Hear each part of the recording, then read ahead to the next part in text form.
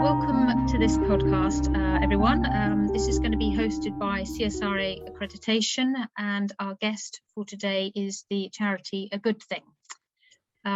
We'll be discussing how you can support your CSR goals by donating unwanted items through A Good Thing. We will also record this podcast so that we can replay it next year through targeted marketing and new customers that may want to also improve their CSR goals by donating. We can then reuse it rather than a one-off podcast. Also, there's the chat and question and answers. So if you've got any questions or even just comments and thoughts, please put that in the chat. If you also want to share your contact details, please also put that in the chat. Thank you. Next slide, please. So the format for today is myself, Jennifer Clark, will discuss the CSR accreditation, give you an introduction of what that is. Richard Bramwell will then talk you through what A Good Thing is, and then we'll have two speakers, Sally and Hannah, who are going to talk about their experiences on either side of the platform, both giving and receiving. So we'll hear first-hand accounts of how they found it. So the idea of all of this is just so that we better understand how we can all work together more effectively, not only to help our own organisations, but to help the planet and communities and societies at the same time. So it's a very worthwhile podcast to tune into. Next slide. So what is CSR accreditation? The first thing to say about it is that it's externally verified, and it helps you demonstrate that you are a socially responsible organisation. It gives organisations a structure to pull together all of the good things that they're doing, and there are four main pillars. There's environment, workplace, community, and philanthropy.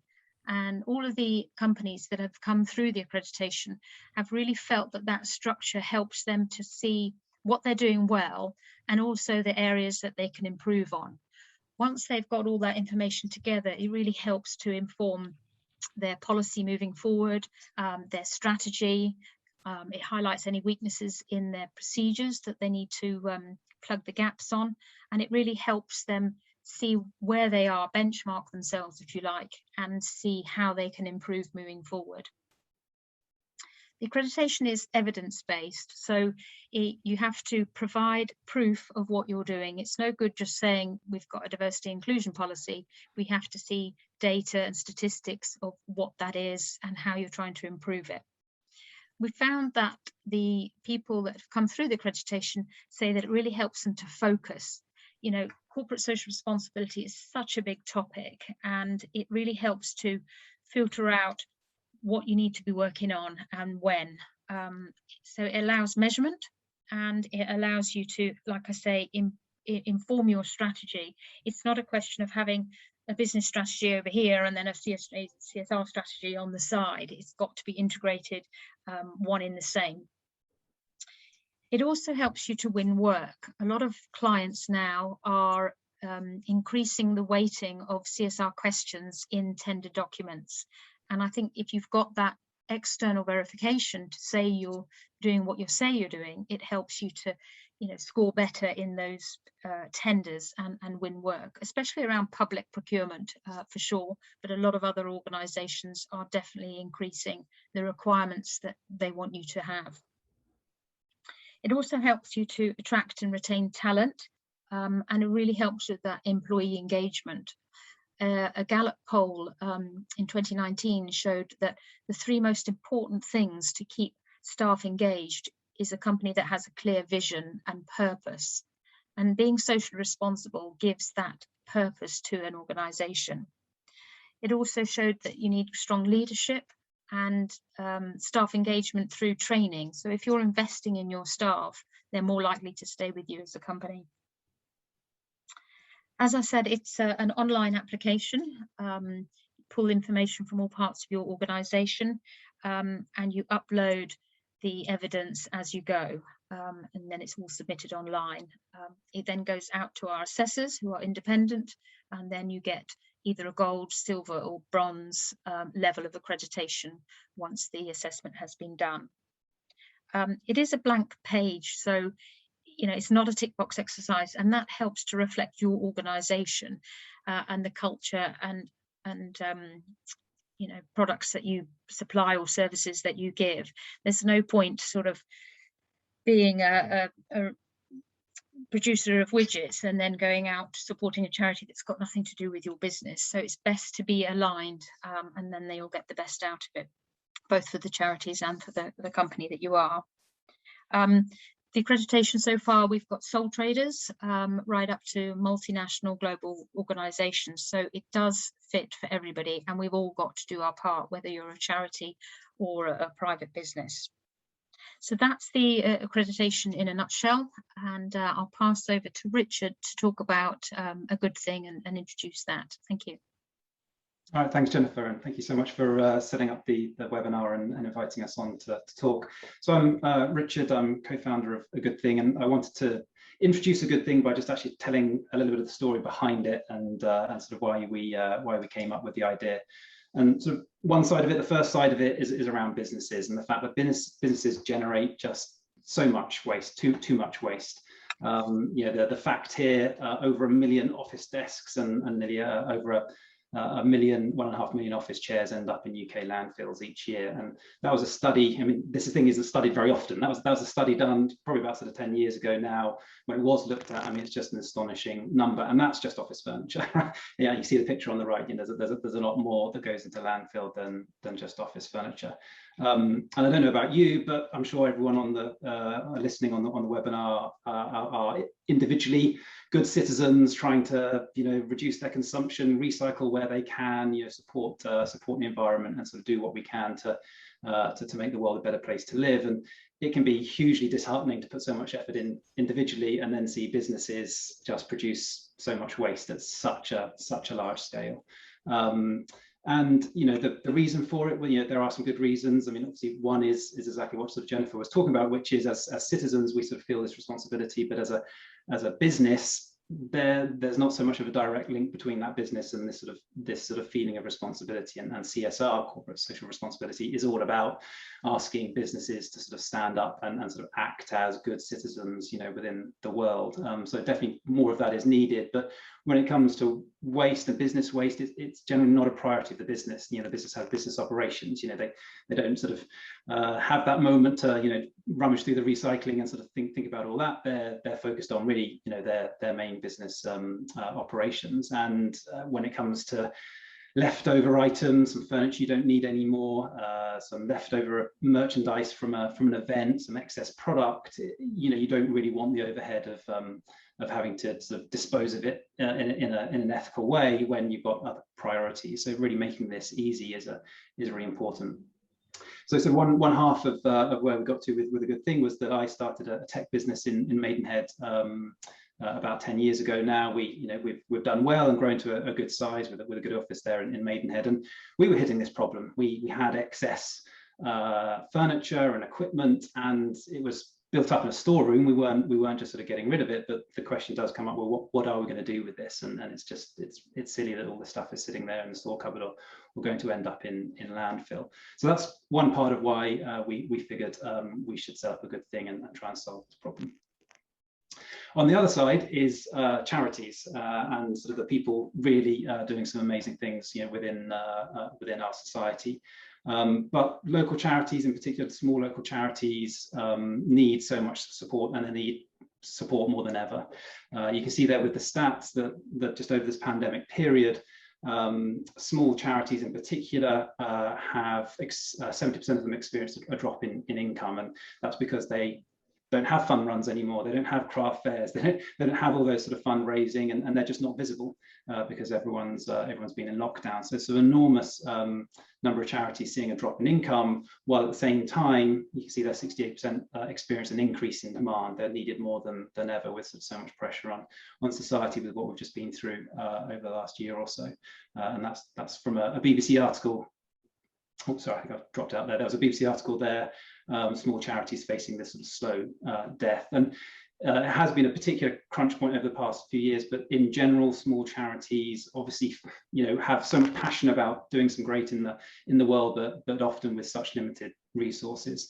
Funding is a big part of charities. Making sure you're well funded. Any funding you do get, you typically also then want to really just focus that spend on your core services. You can't spend money on what might be considered luxuries when really you're struggling to sort of raise the funds to deliver those core services. So they really need all the help they can get. Our experience of this, my wife Kathy, who's on the webinar as well, just joining us. She was working as both a volunteer and as a trustee for Home Start in Slough. And she saw the other half of this discussion about kind of waste from businesses. Whilst businesses had things collecting in storerooms or heading into landfill, charities were really using the minimum number of resources they could, whether that was just a lack of decent office space and furniture, or using some very old laptops, outdated, and making just day-to-day work hard. Or just when they come to deliver their services, having to deliver it with sort of absolutely minimal resources.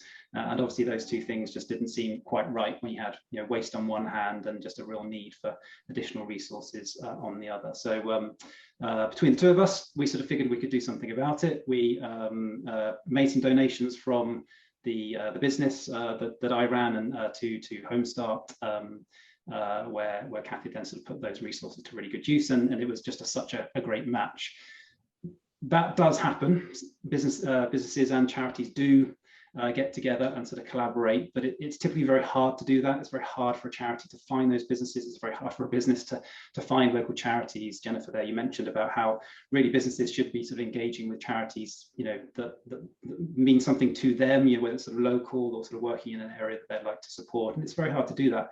It's very hard to sort of make those engagements. So my wife Kathy and I were lucky that we could just sit around the dinner table and talk about doing this, and it worked out. But so how do you scale that? How do you make other small charities benefit from that? How do you let other businesses find somewhere for some of this waste to go? And that's why we came up with a good thing. So this is something we've been piloting this year. The premise is just very, very simple, is we make it easy for businesses to donate unwanted items directly to local charities. So taking what we did between SquaredUp, the tech business, and Home Start, the charity, and just making that scale, all using a very simple web-based application and platform.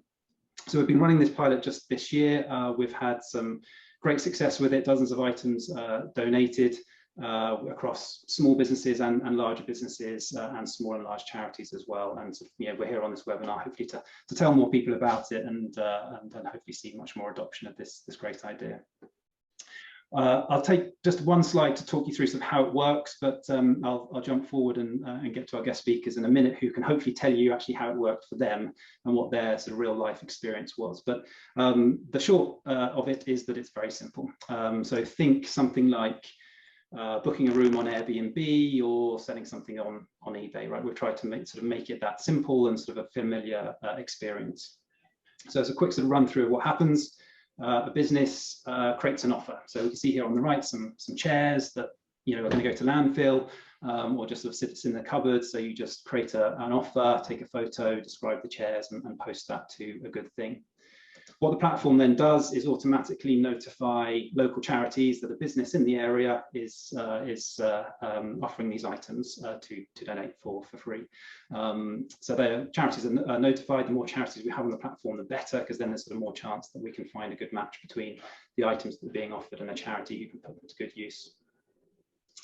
The charities, depending on whether they need them or not, can submit a request for those items. And a really big part of the platform here is finding a good match between the business and the charity and the items that are being donated and what the charity can do with them.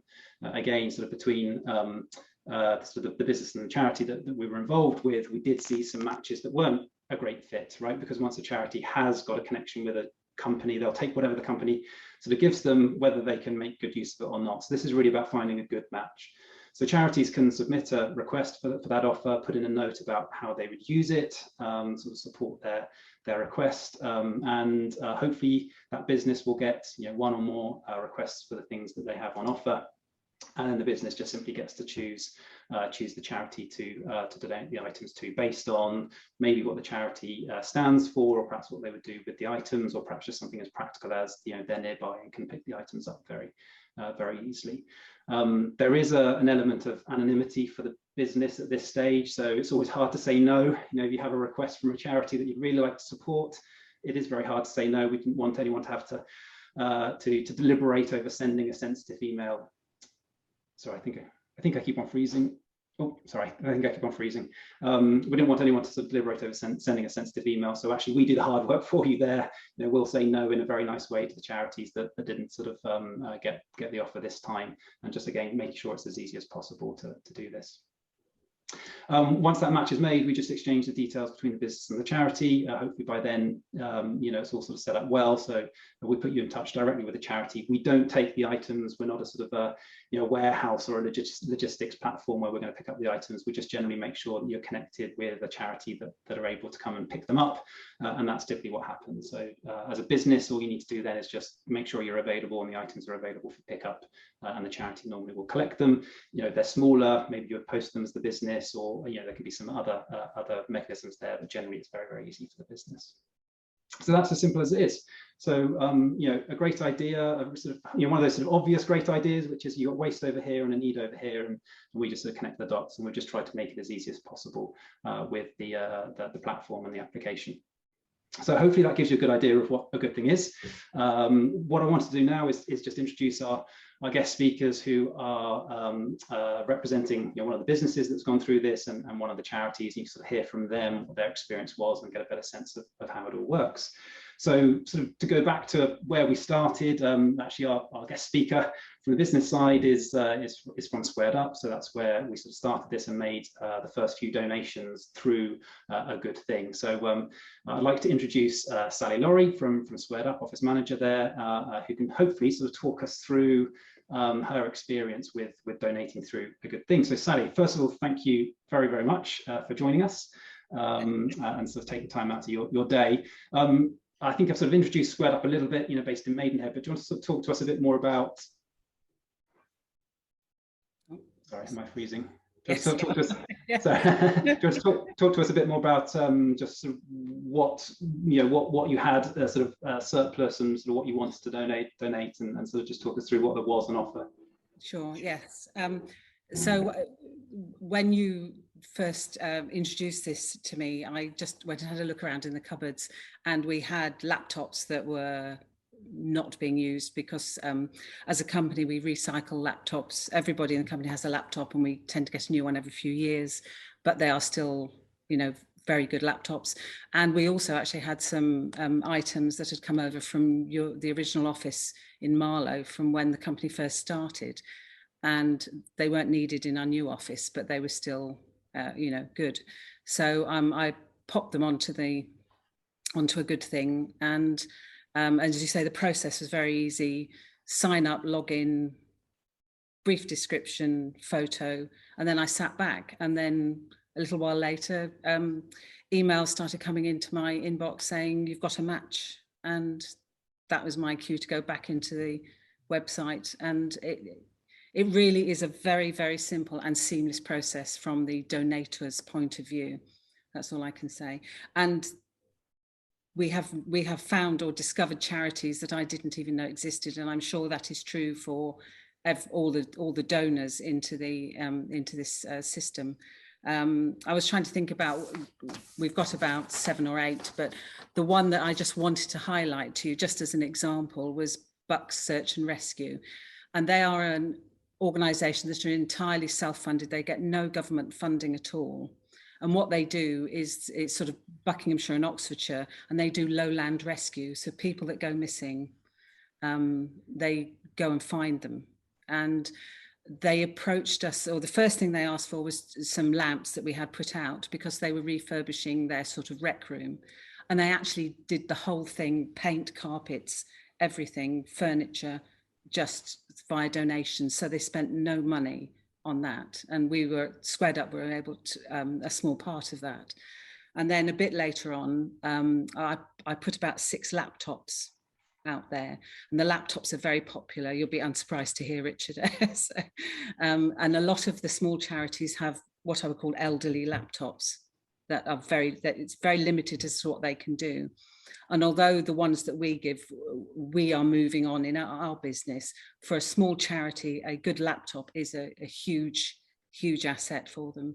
And so they took one of our laptops as well. So, but we've helped Berkshire County Blind Society. There's a refugee partnership up in High Wycombe. So very diverse people. And I think that's one of the things that is so good about this, a good thing. It really does connect businesses like ours with all sorts of charities that are out there. I put the rule out that people had to collect, and that has never been an issue, by the way. So, yeah.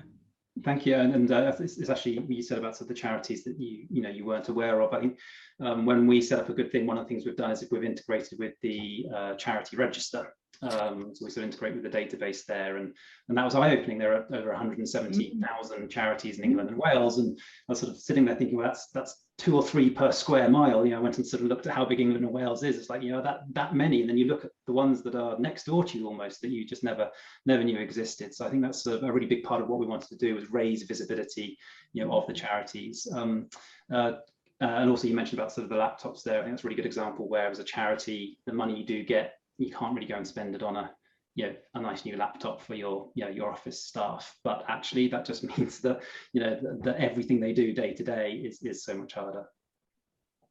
Yeah, so valuable. And I think as part of a business, you don't necessarily realize that until you speak to them. Yeah. And you understand that their world is very different from our business world. Yeah. So Sally, you've talked a little bit about the charities and hopefully sort of the benefits to them. Can you sort of talk us through what benefits were there then to SquaredUp, apart from emptying the storeroom? I was going to say the cupboard space. I think as a SquaredUp, as a group, just raising the awareness of charities, and as a result of me, so we have a wrap up on a Friday afternoon, and I would present and say, this is where they've gone, and individuals then within the organisation then within our organisation contacted me and said, I'd like to get involved with that charity. That is something that I am interested in. And I think making that person-to-person connection as well from our business is also, it's a huge thing. One extra person for a small charity is a big asset for them. So I think that's really good. Yes, hopefully the donation leads on to more of a relationship that then can build to other things. As you say, sort of for staff internally, it's fantastic to see, what the business is doing. Wonderful. Thank you very much, Sally. That's brilliant. We'll sort of come back to you. If anyone has any questions for Sally or any of the guest speakers, please do sort of pop them into the chat, and we'll kind of come back to them at the end of the webinar. But thanks. So that was sort of a story from a business that's donating some equipment. In this case, actually, it's a tech business, as Sally said, with some sort of very valuable laptops that weren't needed anymore, and obviously sort of a huge boost for local charities. What I wanted to do is then just switch to the other side of the coin, looking at what it was like from a charity, and introduce Hannah from Youth Concern. And what I quite like about this case study is it's sort of at the other end of the scale. We're not talking about high-spec laptops that are worth so much. What we're talking about is something actually really just sort of valuable in a very different way, which was some gorgeous pin badges, some spare products left over from not on the high street there called Chameleon and Co. And so again, so not something sort of showy like a laptop, but actually something perhaps sort of really meaningful in a different way. So so that's what we'll sort of just talk about from this point of view. So Hannah, thank you very much. Thank you for joining us. So Hannah, you're sort of talking from a charity point of view. Do you want to first just introduce Youth Concern and what you do? Thank you. My name's Hannah Asquith. I'm Chief Exec at Youth Concern. We're a little charity in Aylesbury Vale, Buckinghamshire, and we support 13 to 25-year-olds, so young people who are facing a wide range of challenges and difficulties, including homelessness, mental health challenges, and problems with education, training, and employment. and on a very small budget, we helped 500 young people annually.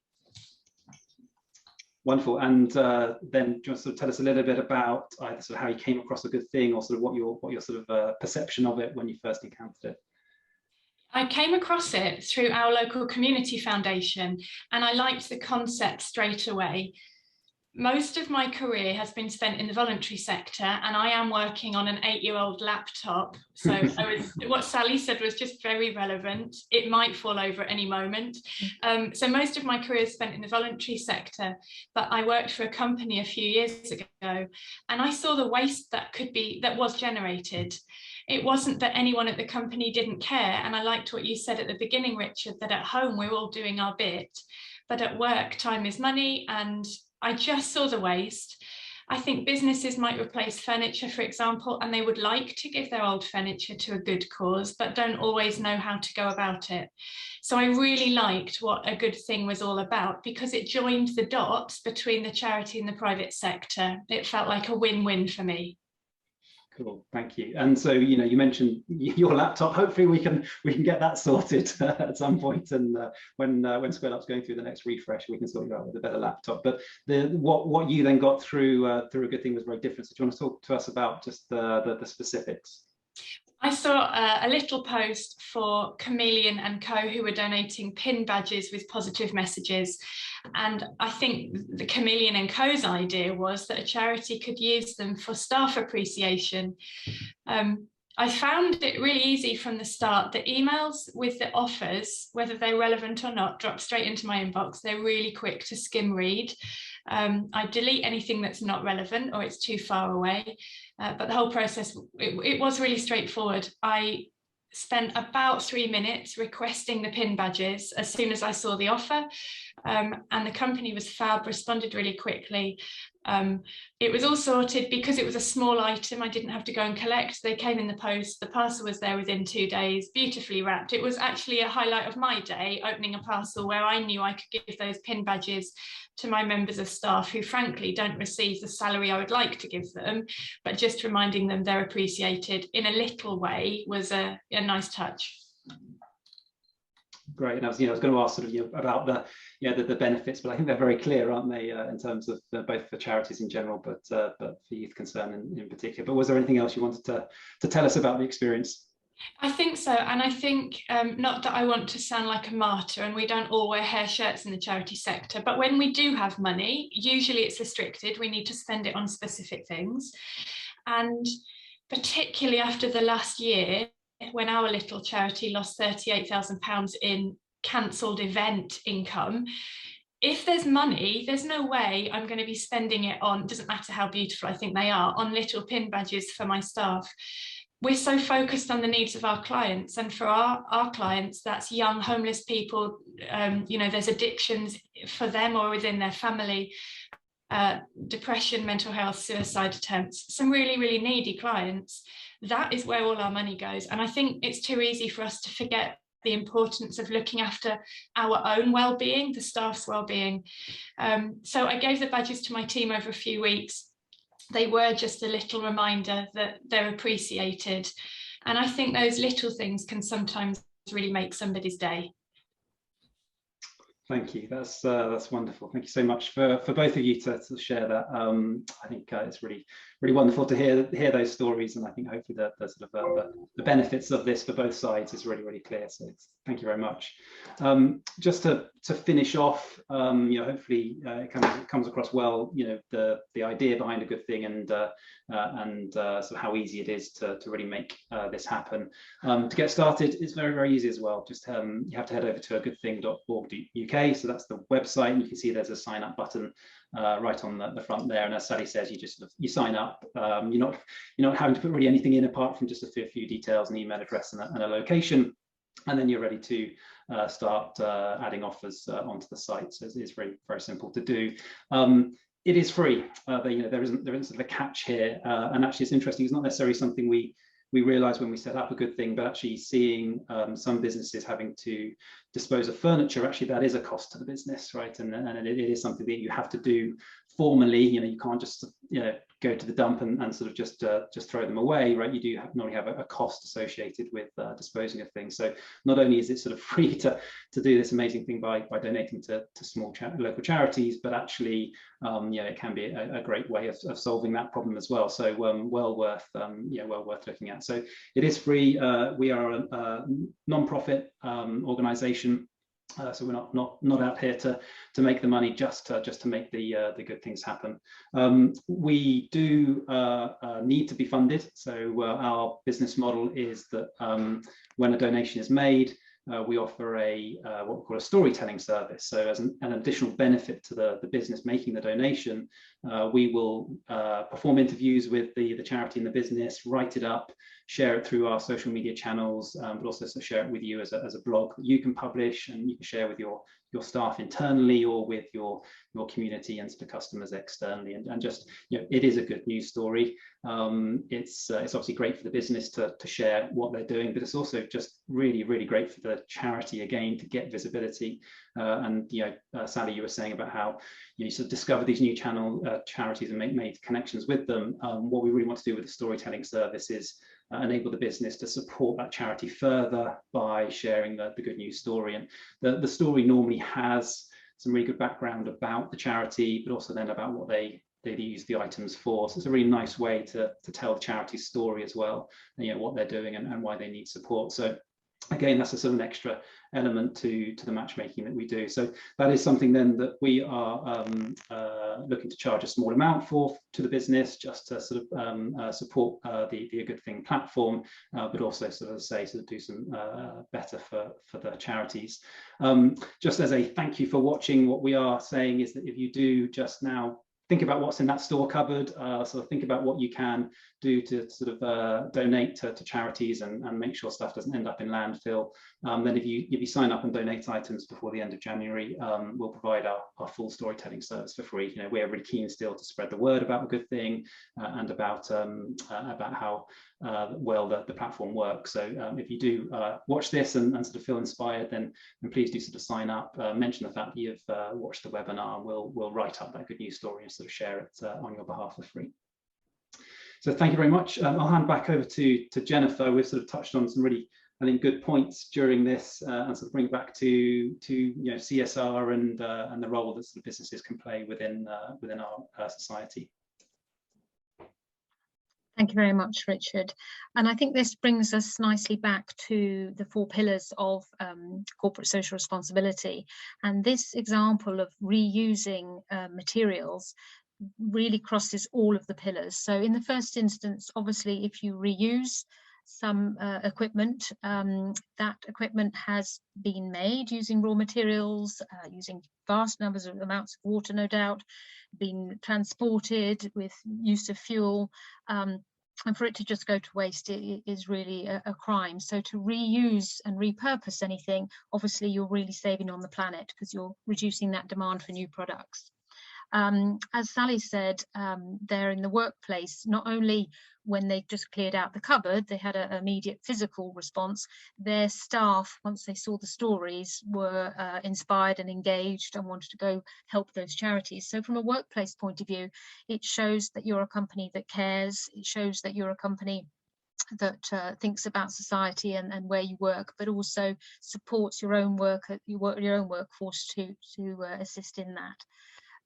Of course, as we've heard from Hannah, it supports the communities and the philanthropy, the charities that it's their lifeblood to reduce their costs on things like this, things that are core costs that a lot of donated money doesn't necessarily cover. It usually goes to project costs. So this is a great example of how it covers all 4 pillars. And what we find with a lot of organisations, charities, public bodies or private, is that they're all doing a lot of things to be more socially responsible.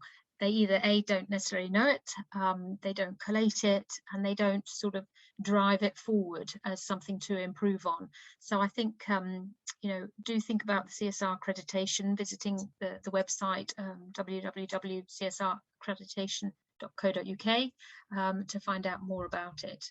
But of course, you can contact myself, Jennifer Clark, as well. Okay, we've had one question in the chat, and the question is from Fiona Dunican, who runs Your Business Needs You.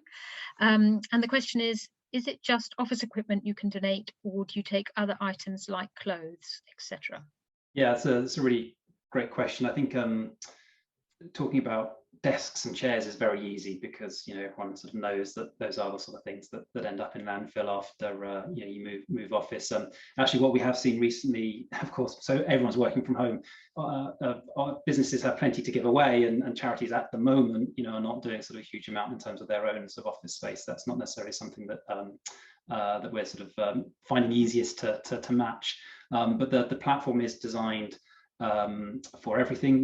We've talked about IT equipment. In the case of Chameleon Co, it was just some products that they wanted to sort of donate. We had another not on the high street seller donate some baby blankets. They just had some end of line baby blankets. They were sort of shutting down as a business, unfortunately, and they went to an amazing charity in Windsor, and that was just sort of a delightful match as well. So there really sort of are loads of good examples, and really the platform is sort of open to anything that is reasonable for a business to donate.